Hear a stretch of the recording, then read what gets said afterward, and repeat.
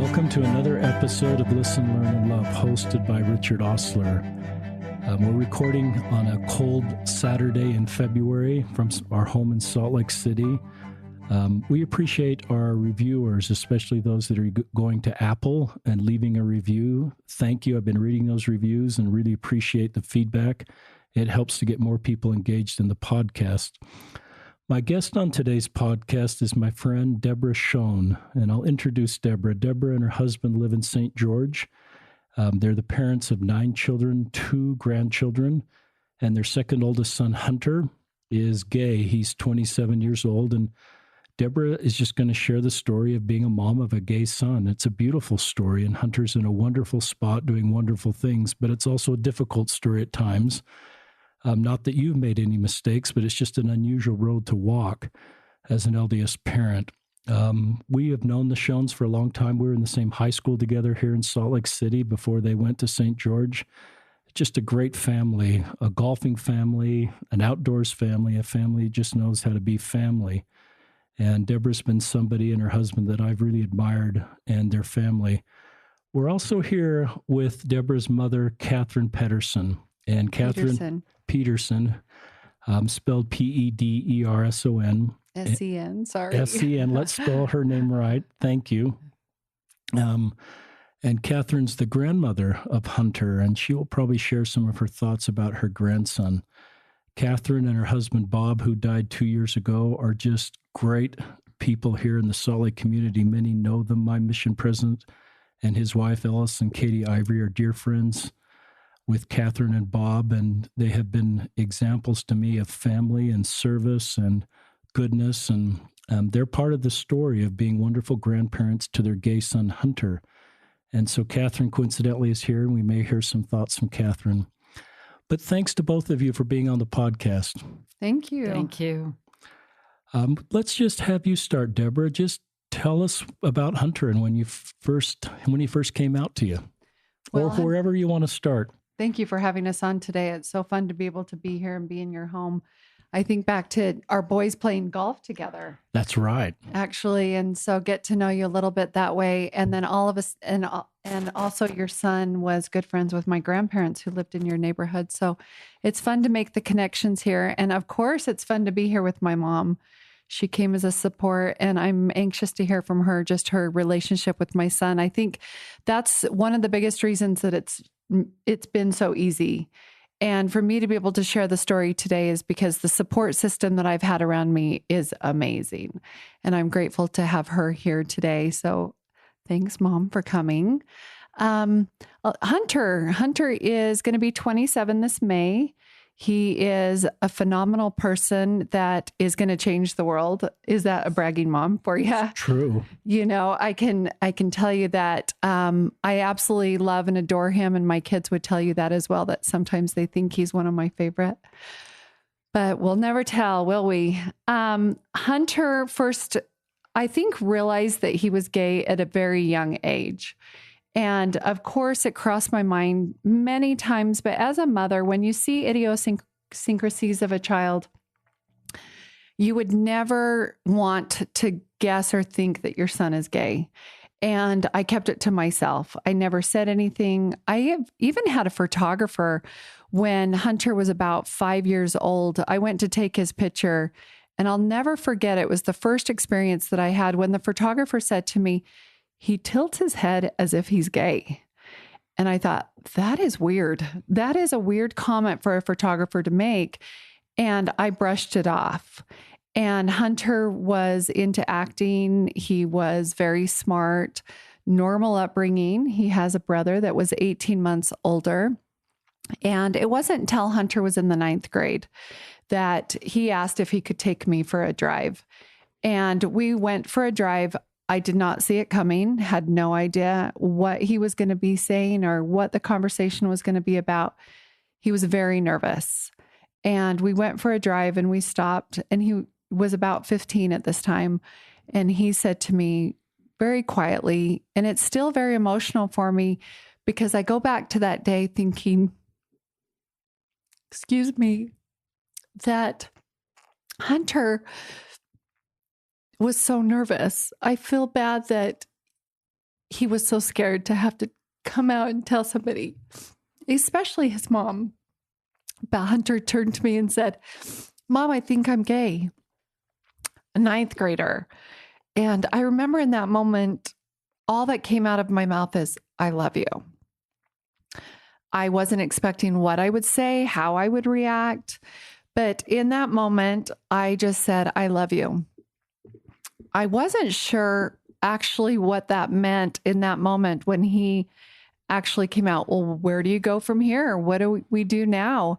Those of you that are listening today that have children or grandchildren that have come out and you don't know how to navigate, it's okay, because I think you take each day at a time and it just starts with love. Well, it's interesting having my mom here with me today because she was one of the very first people that I turned to. And it wasn't even my husband. I had called my mom and told her, and my parents are very active Latter-day Saint members and very strong. And I wasn't sure how they were going to react. And my parents were very supportive from the very beginning. And my dad was unsure as well because he knew of some people who were gay, but to have a family member was a little different. And I don't know, Mom, if you remember me calling and talking to that. Do you remember that first time? Yes, I do. And do you remember your response or any of your feelings during that time? You know, it's interesting to me because right from the very beginning, I've always known that Hunter had those tendencies. And so I guess it wasn't a big surprise when you told me. And over the years, I've learned that my responsibility with Hunter is to love. That's all. And then the rest is up to God because he is such an amazing young man. He's lived with me from time to time. I would rather talk to Hunter than anybody I can think of because he has so much knowledge and he loves the brain. He loves what he's doing. And he spent time in England. I love England. And so we just connect. And I'm grateful that I have those feelings because I just love Hunter. And I can't imagine life without him. And I'm grateful the church is very important to me and Hunter's very important to me. And they coexist on their own. It's okay. And so I appreciate you saying that. I think I'm very fortunate to have such loving parents. And I think that's what made the journey for me so much easier is that my mom and I and my father and my husband, Steve, that we didn't know what we were going to do or how we were going to navigate, but we would do it together. We chose at the time to not have Hunter come out to family. At the time, it was more, I have these feelings, I have these tendencies, but I'm not going to act upon it. He's a young high school kid about to start his sophomore year at high school. And so he didn't come out to the public, to anyone else. He stayed quiet his sophomore, junior, and senior year. And then as soon as he graduated, he actually had a very strong desire to serve a mission for the LDS church. And knowing his feelings of having same-sex attraction, we weren't sure if a mission was the right thing for him. But of course, I was excited and wanted to support him and wanted him to serve because I knew that he would be an amazing missionary. So we contacted our stake president, and I contacted my father and wanted to know. My dad and my mother and father were a big go-to for me about really understanding and making sure that I'm making the right decision because I trust their decision. And so we called the stake president, and after meeting with the stake president and talking to Hunter, knowing that he did have the intent that one day he did want to act upon it. He wanted to be in love. He wanted to have a relationship, and he had a very strong attraction to men. And so we decided at that time not to have him serve a mission. So he decided to start his career and go on to college. And he actually went to Oxford right out of high school. And then he applied for a lot of schools, and he got the Sterling Scholar Award and a lot of other scholarships, and actually had the opportunity to kind of go anywhere he wanted to go. And he chose BYU. BYU offered him a full ride scholarship and all expenses paid for. The church had contacted him and asked him to do some wonderful videos about indexing for the church with Elder Bednar. And Hunter became very engaged and very active at BYU and loved his experience there. But while Hunter was at BYU, he started to work on a paper with a professor there that was going to be published at the end of his graduation. That's cool. What an accomplishment. Huge accomplishment, and hours of time. Like, he was really working hard on this paper. So while Hunter was at BYU for 3.5 years, for almost towards graduation, Hunter never acted upon it. He always knew he was gay. He was too busy with school, too busy with work, and had a friend that was a girl that he hung out with full time. And he had disclosed to her that he was gay at BYU. Well, this is a few years ago. And so, of course, you don't want anyone to find out that you have those feelings. And he did start hanging out with a boy that would come to his apartment, and they would spend more and more time together. And there were photographs of him not doing anything, just having a friend, a guy, come over to the apartment. This girl was very jealous. She actually loved Hunter, knew he was gay, and would have loved to have married Hunter, knowing that she loved him and he would be a fantastic husband. And he, knowing he was gay, said that wouldn't be fair. So she decided to go to Honor Code about a month before graduation. And she told Honor Code that Hunter's gay. And she had photographs of this boy entering the apartment, which is no problem. And the hard part that I have with that is that Honor Code didn't take the benefit of the doubt. Honor Code didn't contact Hunter's parents, didn't contact us to be able to go in and sit down and meet with them. Honor Code gave Hunter a 24-hour eviction notice, which not only was for BYU, but the apartment building he was living in was BYU approved. And he literally had 24 hours to be out of the apartment. And again, I called my parents and said, what do I do? And we didn't have much choice at that point. And my parents were very gracious to allow Hunter to be able to come up and move in to him while we kind of navigated through this time. It was a very dark time. Again, very emotional, very hard, because we had such a great love for Hunter and a great love for BYU. But the mistreatment that he received during this time is very sad and kind of changed the road that he was taking for the future and where it would lead him. Do you remember that time, Mom, Hunter coming and staying at your house and helping you? And I do. I'm grateful again for the support that we had during this time. A lot of anger toward BYU, because my parents are huge supporters of BYU. My grandparents are big supporters of BYU.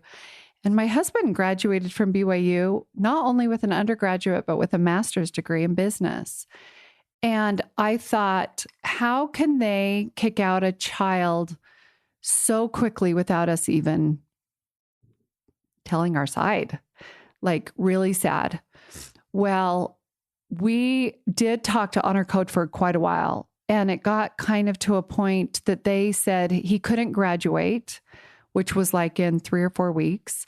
He would need to retake the semester. And very quickly, things were spiraling out of control. The professor that he had been working on the paper for 4 years, immediately they removed his name from this paper that was going to be published. Big, huge. This was not just a little thing. This was Hunter's life. He had dedicated 4 years at BYU to work on this paper. Super sad that they did it. They are doing all of this so quickly because of one girl going to Honor Code saying that my son has same-sex attraction and had not even been in a relationship or had proof. And even if he had, let him tell his side. It was dark. It was hard. Hunter felt at times that it would be better to take his life, that so many young boys in the past years have chosen to do because they feel like, I remember Hunter said to me, Mom, I feel like it would be better to take my life than to have people find out that I'm gay. And I remember looking at him and saying, I don't care if you're gay. I would rather have you here and be an amazing person and change the world and be gay. It doesn't matter. And those that are listening today that maybe have had a son or daughter come out and you are struggling with them and maybe you've kicked them out, or maybe you've told them you can't be part of our family because of your sexual orientation. How dare you a little bit? I'm sorry to call you out, but these are children of God. And I have a testimony of the gospel of Jesus Christ, and I have a gay son. And I think in that moment, what would God do? What would God, if he was standing there, would he throw the first stone? And I think so many of us are so quick to judge and hurt these men and women and these boys and girls all the way down to 12 years old. I know a little boy who took his life because he felt so different and so unloved. Having my mom here today, she exemplifies the word love. I don't know anyone who loves my son more, maybe me, but she has such a great love and relationship for my son. And she is a strong Latter-day Saint woman that has friends that don't understand and that maybe judge. And to be able to see her and her example of how we've kind of plowed the way and how we've navigated through this, we didn't know anyone. I didn't have Stephanie Larson in my life with the Encircle House that is doing so many good things today. And I just talked to Jacob Dunford this week that works with the Encircle House, and he shared his story with me. And I think there are so many great, incredible resources out there for people to be able to go to today. The church is coming around. It's taking them some time. They're a little slow in some of their decisions. But am I a strong Latter-day Saint woman? I am. And so many people ask me all the time, how can you stay in a church that doesn't accept or love your son? And my answer to them is very much like my mother said at the beginning of the podcast, that they can coexist. But I'm not saying it's easy. I'm saying we're navigating together, but it all starts with love.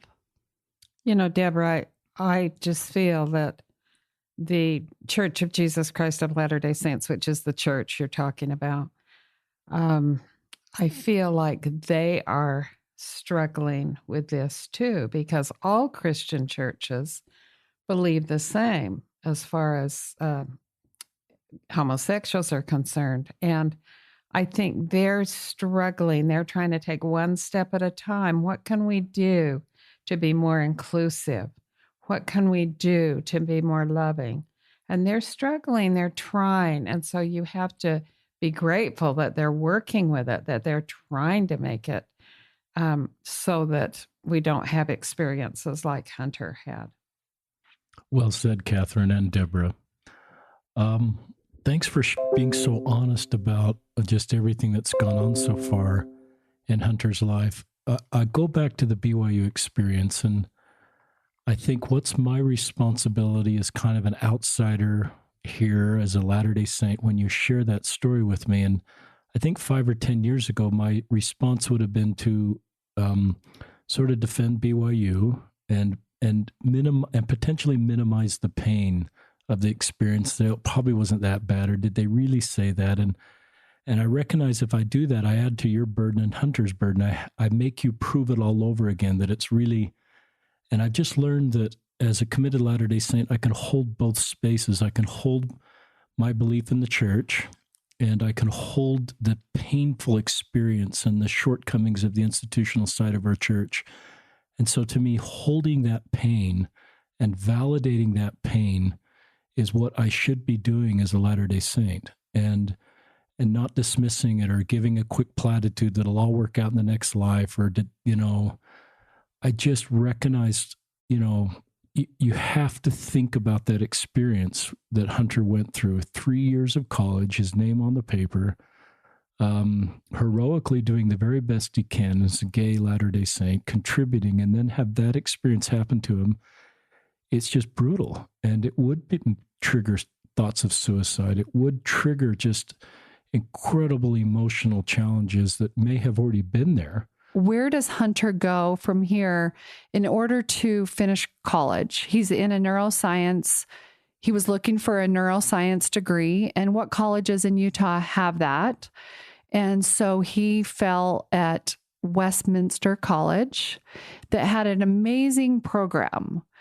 And what people don't understand is that one semester at BYU, because many of the credits did not transfer, it took Hunter a year at Westminster to make up that one semester at BYU, and about $70,000 because we had to then pay for it out of our own pocket, where BYU was on scholarship. And Westminster was amazing for Hunter. And the experience for Hunter there was exactly what he needed. It was all inclusive. It was very loving. He then went on was asked to do a TED Talk on Alzheimer's. He was working with Alzheimer's of Utah at that time and doing research. And even being able to, my husband and I went with my parents to see Hunter's TED Talk. And the person that I was describing a minute ago at BYU to the person he was at Westminster was Hunter evolving, Hunter finding himself, Hunter realizing what he wanted to do in his life. And as much and as hard as BYU was, Hunter wasn't the true person that Hunter could be, because he had to be a very private gay person at BYU and not tell anyone. And who wants to hide who you love and what you want to do and be yourself? And during that year at Westminster, if you ask all my other children, the person that Hunter started to be became more relaxed. I want to tell you a quick story. I was talking to Hunter not too long ago, and Hunter said to me, Mom, I think so many people, the parents are not quite caught up to the children that have come out, whether they're transgender or gay or lesbian or whatever, that the parents, it takes us so long to catch up to them. And Hunter explained the analogy to me that you have a bridge and you have your child on one side and you have the parents on the other side. And most of us would think, oh, well, we're going to start walking towards each other. We're going to meet in the middle and we're going to figure things out. And Hunter said, that's where everybody gets it wrong. What these kids need today is they need the parents to cross the bridge, come all the way over to us. Then let's cross the bridge together. Why are so many saying to these kids, come here, we'll figure it out. But half of that road that these kids are having to go through are having to do it alone. Nobody wants to do it alone. I had the support of my husband, my kids, my parents, the bishop, the stake president. It was all very new to us. We navigated each day in each experience. We took one thing after another. But if there's one thing that I can get through in this podcast today is I don't have all the answers. It's not going to be easy, but we just need to love our children. Let them know that you love them. When was the last time you told them that you loved them? It's like my cute son calls my mom, and she sincerely cares about what he's doing, not just on the surface. To me, when I hear stories of mom at her church, and do you remember one time like talking to a friend or someone saying something about gays, and what was your reaction? Do you remember that? It's about being in Relief Society, and somebody starts to talk about gays and talking about having a face to the cause. Do you know what I'm talking about? No, she doesn't recall it, but I remember talking to her after Relief Society. Oh, I know what you're talking about. You're talking about, I had a friend that said, I just can't believe all these things that are happening, and gays, and why can't they just be regular? And I said, unless you've had a son or a grandson or someone that you really love, you probably don't understand, because all of our lives, we want our kids to get married and we want them to live happy lives. And I still want that for Hunter.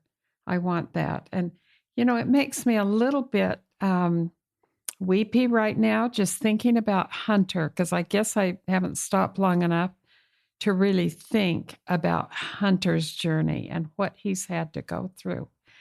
And I am so grateful to a God, and I feel like has helped me to just love, because it's easy for me to just love. I don't think of him as being homosexual or something. I mean, it just doesn't. He's just one of my buddies. He's just one of my best friends. I love what Catherine just said. And I don't know if I mentioned this before we started, but Catherine has 8 children, 7 that are alive, 29 grandchildren, 22 great-grandchildren. Mm-hmm. Her dear husband, Bob, left about 2 years ago, died. He didn't choose to leave. He wanted to be here, fought really hard. But I love what you just taught, Catherine, and I love the power of what you just said. Until you have somebody you love that's gay, it's another group of people. It's sort of this other group of people that we seem to think is an outside threat. But when you get to know someone like Hunter, the way you two women know Hunter, then it just changes everything. That's what changed for me as a singles ward bishop. And I sometimes think we get this false dichotomy that to fully love God and fully follow him, we need to stop loving some of his children. And one of the things both of you ladies are teaching, that's a false dichotomy. That, in fact, the way we show God we love him and we follow him is the way we treat other people. And all of God's children are the same children. So that's one of the things I think we're learning is to do that better. Talk about Hunter coming out to siblings. I know there's a sweet story of Skylar, I believe, him coming out too.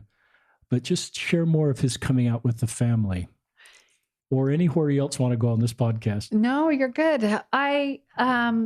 It's interesting that so many times it's easy when a child tells you that, and it's easy to keep it suppressed or maybe keep it within your personal circle of friends or family. But it's very hard the more that as people find out, it becomes very uncomfortable. And I remember, because I didn't know anyone, I didn't have any resources, that the first time I started to tell friends, just saying it out loud, did you know Hunter's gay? I have a gay son.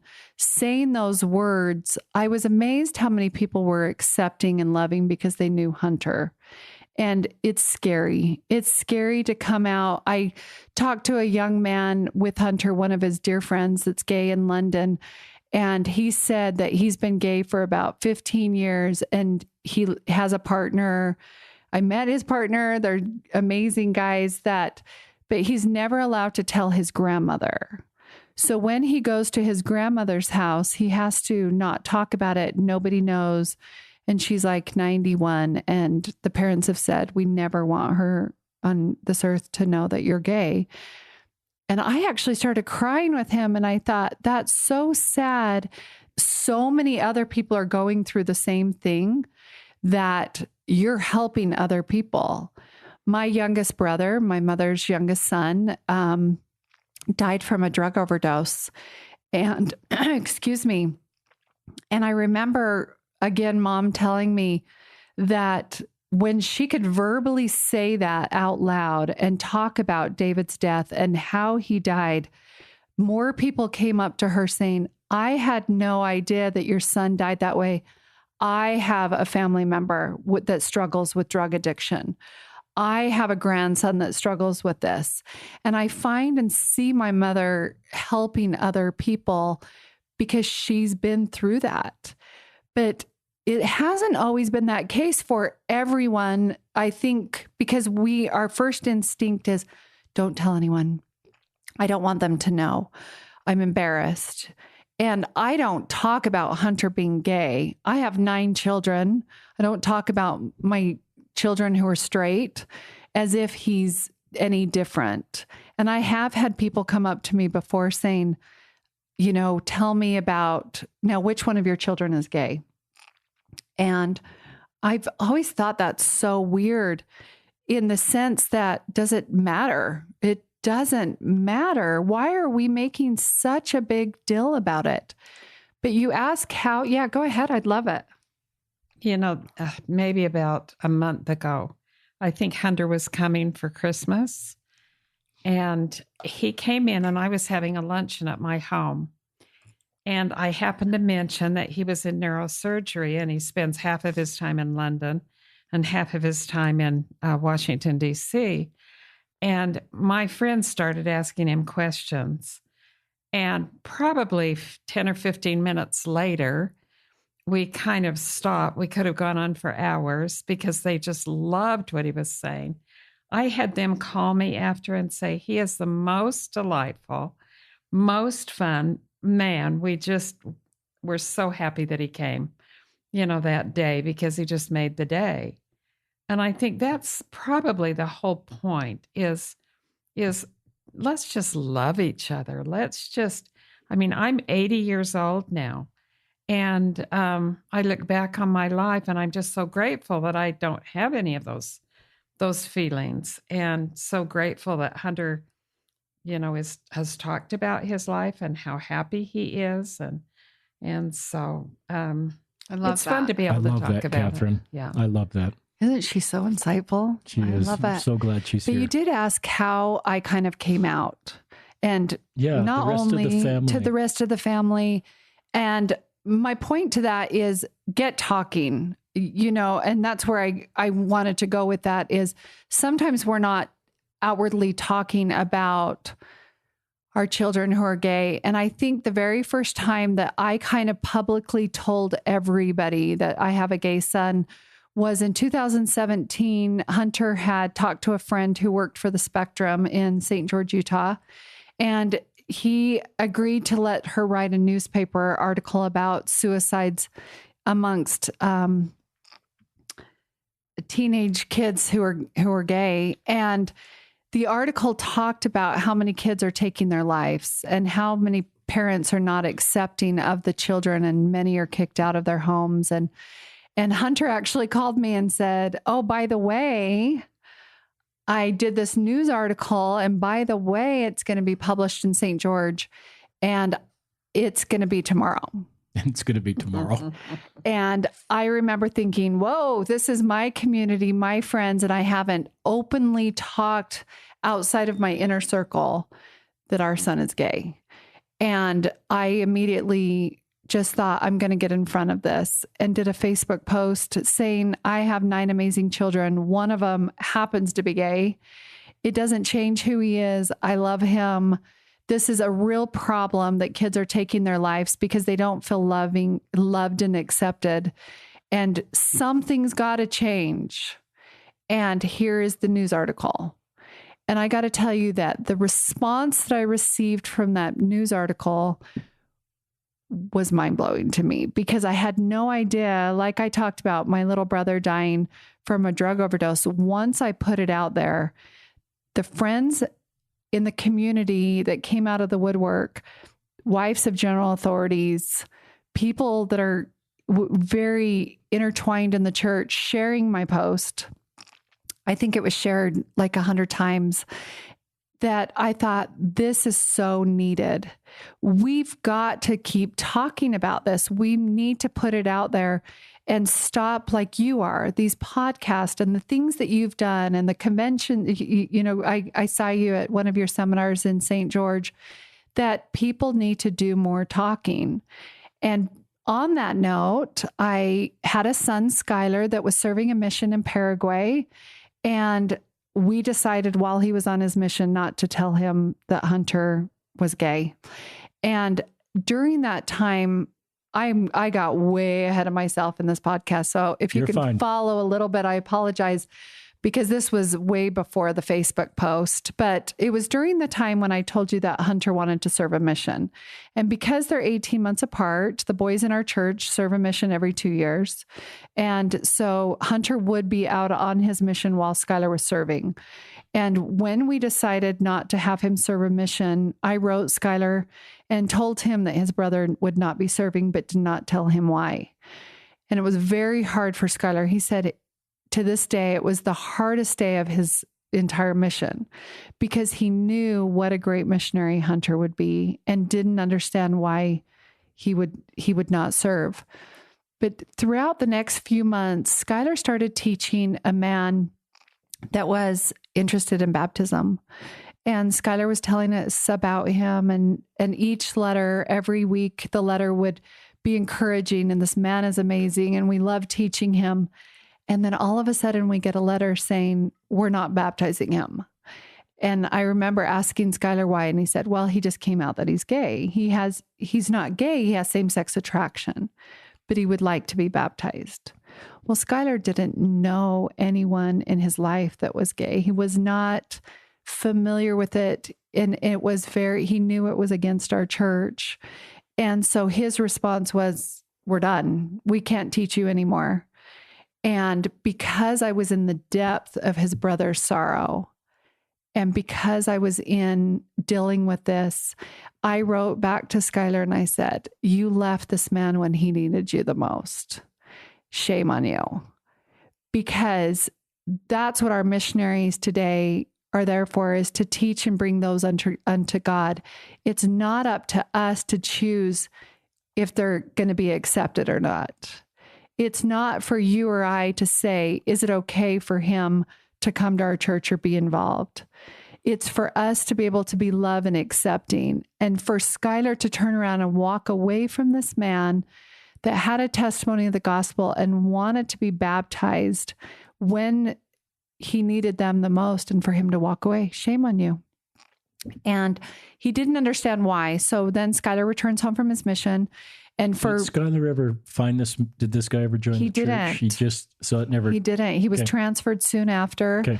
I've asked Skylar since then if he remembers, and he doesn't know if other missionaries, but it's all part of the journey. Sure. It's all part of the experience. And Skylar, in his defense, would say, I did the best that I could at the time. Yeah. He didn't know any better. He was following the guidelines of what he knew. Good. And Skylar was a fantastic, amazing missionary. But because I was going through it with his brother and couldn't tell him, it was very difficult. So Skylar returns home from his mission. During that week, Skylar every single day is like, I wish you would go. I wish you would go. Why don't you serve a mission? And finally, I remember saying, you and you in the living room. I want to talk to you both. And I remember Hunter came in with me, sat on the couch next to me, and Skylar was sitting on the piano bench. And I said, can we say a prayer? And the spirit was so strong in the room. And I said to Skylar, I need to tell you why your brother did not choose to serve a mission. And he's like, all ears, like, yeah, tell me. And almost not defensive, but really wanted to know. And then I said, Hunter didn't choose not to serve a mission. Hunter is actually gay. That moment is one of many that will always hold dear to me, because Skylar fell to his knees and just cried. And then he stood up, he walked over to his brother, he took him in his arms, and the two of them embraced.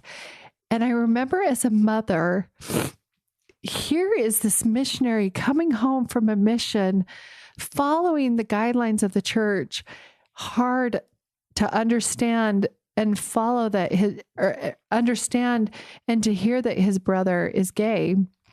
But he turns to his brother and he said, "I love you, bro. And everything's going to be okay." And you know what? From that moment on, everything's been okay. And what's so great from that moment on, it gave me as their mother the strength to one by one throughout that next year, pull each of my children aside and on their own accord or reason, tell them about their brother. And not one of them was angry. Not one of them was frustrated or mad. How dare he? This is not right. And throughout that year, I saw our family come closer. And boy, it's fun as a mom. Like, I applaud each and every one of them because they have Hunter's back.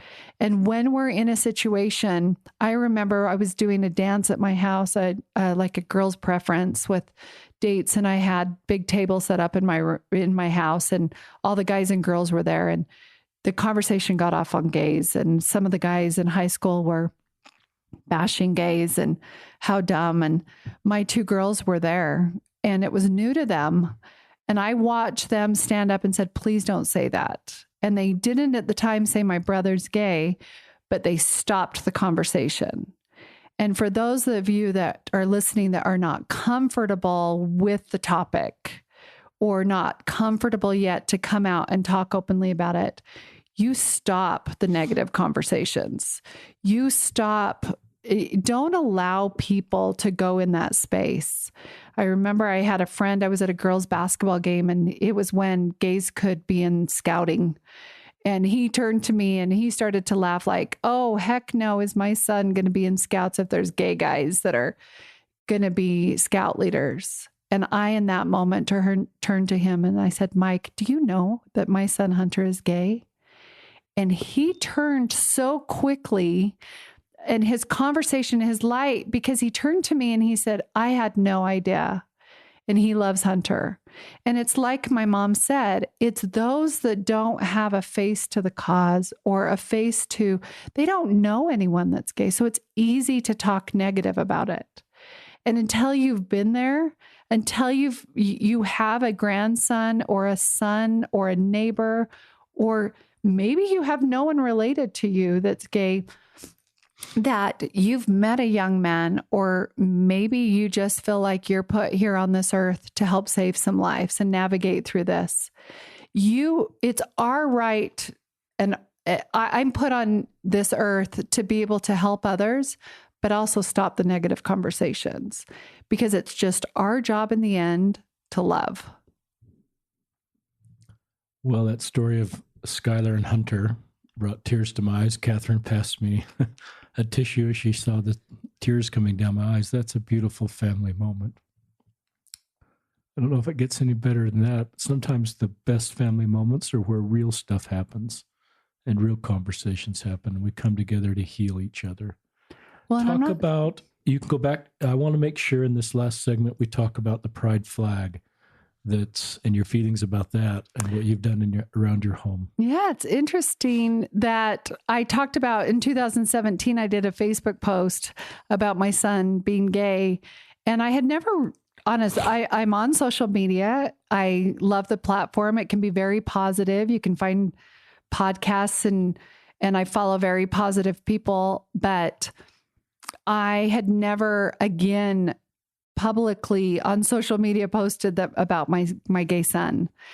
And I all of a sudden, not realizing that during Pride Week this year, 2019, so I guess last year, I realized I was leaving town and I thought, oh my gosh, it's Pride Week. I've got to pull out my flag. I'm going to hang it up in my yard. And I went out and I got some ribbon and I tied it off my upper balcony and I left town. And I remember driving down my street and seeing that flag hang off of my balcony. And it just brought joy to my face, because I think I have such a love for anyone that is struggling and want them to know that my house is a safe home, that if they need help, they can come to me and I'm going to be there. So I happened to take a picture of the flag hanging off my balcony, and I went in. Pride Week was over, and I took down the flag, and I happened to put the picture of my pride flag hanging off my balcony. And this was what I wrote. It was Pride Week last week in Southern Utah, so we hung a flag outside of our home in support of our LGBTQ community. To be honest, I would love to leave it up every day of every week all year long. As most of you know, we have a gay son whom we love, adore, and support. He's quite amazing and is going to change the world. His sexual orientation does not change who he is, nor does it matter. So many sons and daughters of God are hiding and are afraid to come out. Many take their life. All feel judged at one point or another, and maybe hanging my flag outside my home made you feel uncomfortable. If it did, something needs to change. I'm not asking you to agree with them if it's against your religious beliefs. I'm just asking you to show unconditional love towards them. It hasn't been an easy journey, and I have changed and grown along the way. If you are a part of the LGBT community, I love you. My home is always open, and remember, you are beautiful and loved. Well, again, mind-blowing responses. My DMs, direct messages filled up, the comments, the times that people shared my post. And again, I am brought to the point of, we need to be talking about this like you are. And we need to be able to be open about it and accepting. If your child's recently come out to you, I'm not going to tell you the journey is going to be easy. I'm going to tell you that it's going to be hard, and you're going to have the days where you're going to fall to your knees by yourself, and you're going to cry, and you're going to feel very much alone. You're going to come to the point that it's going to maybe against your religious beliefs, and you're going to be at a crossroads where it's, how can the two coexist? And you're going to need to dig down deep inside and figure out how you can have be in a comfortable place between your God and your child. I have no problem. I know that Heavenly Father loves my son. I know that Heavenly Father loves me. And I was put here on this earth to be Hunter's mother and just to love him. And when I posted a simple little social media post about my flag, and it makes people uncomfortable. In Southern Utah, there was someone that went and took a flag out of someone's yard and burned it. And I think we have to do our part. Again, if you're listening, are you doing your part? Are you doing what you're supposed to? Don't worry about everyone else. Worry about what you can do to maybe make a difference in this world, how you can love someone today, and maybe Pride Week this year, I challenge you to hang a flag outside your home. It's uncomfortable for a lot of people, because what you're saying is you're putting it out there like, I'm an LGBTQ ally. I am okay and I'm accepting of this. Maybe that's not your thing, and maybe it's not your thing to walk into the pride parade or be a part of that. Find what you can do, how you can help. And at the end of the day, that's all I can do. I mean, this is my story. There may be parts of it that you disagree with, and that's okay. There may be parts of it that made you angry because you're mad at BYU for how they treated my son. That's okay. But we did the best that we could, knowing what we know at the time. I have to applaud the church that they're trying. I have to applaud that they are trying to make changes and trying to find a space for this community that feels so neglected and so hurt. And I hope that in the future, we can come closer together. I don't know what the future holds. I'm making my decisions based on today. And all I know is I love my son, gay or straight, and that my kids love my son. My mother loves my son. And that's all we can do. And then go out and change the world, make a difference, and do your part to be able to let these kids know that they are loved. Well said. I think I'll just share some final thoughts, and we'll see if either of you have any final thoughts. Just a great podcast from both of you. Very powerful. I love the St. George community. Mayor Pike, your mayor's been on our podcast. He's active LDS, and like you, he sort of said, I want to be the mayor of everybody. And so he's been I think he's very involved in the Encircle that's opening in St. George. And I love the way Side note, it's interesting. John Pike served a mission with my husband. Really? Yeah, in Cape Town, South Africa. That is a small world. Yeah. And so I think more active LDS are recognizing this isn't a dichotomy where to love and support LGBTQ people, I somehow have to compromise my belief it's actually all the same thing, that it is the doctrine of Christ to love everybody. It's not like you've got to invent stuff to do what naturally I think we want to do, is to love everybody and what you're teaching. And I've recognized God's love for LGBTQ people. I've shared this on the podcast at times, but often I'm asked to give a blessing to an LGBTQ people I met with. And I remember the first person I gave a blessing to that was no longer in the church. And I thought, and I was struck and a little rebuked by this spirit, because even though this young man separated from the church, he was not outside of God's love. And I felt God's love for him, and in ways that I'd never thought possible. And I recognized that I was giving a priesthood blessing to one of Heavenly Father's finest children. It sort of reminded me of Elder Gay's talk when he gave a blessing to a sister at her passing, and she was never fully active in the church, and he had just kind of seen her through those eyes. And he was a little rebuked by the Spirit as he released her from life. Now, that's a different experience, but I just recognize that some that do step away from the church, I just say that our job is to do what you two are doing, is to love them and leave at the Savior's feet and keep our families circled together and recognize the unique and difficult journey and pass no judgment. I think that's just consistent with the teachings of our church. Any final comments, Deborah or Catherine? Well, I appreciate you having us on today. It's been fun to be able to share our story, as hard as it is. I hope that anyone listening today, maybe it can help you in some way. And I feel like I'm just trying to do my small part. And it's been fun being here with my mom. I feel the same way. I feel that as I'm listening to the podcast and the work that you have done, I appreciate that it's all inclusive and we don't have to separate. We just need to stand together and be all inclusive with our members and non-members and those that we love so much. Thank you. Thank you, Catherine Pedersen, one of my heroes. You and your husband, Bob, have been somebody my wife and I have loved and looked up to for a long time. Your parents have been great examples in our lives. They're both gone, but we love them and love you. And Deborah Schone, thank you. You're closer to my age, you're younger, but we sure admire you and your family and what you're teaching us. So thanks, both of you, for being on another episode of Listen, Learn, and Love, hosted by Richard Ostler.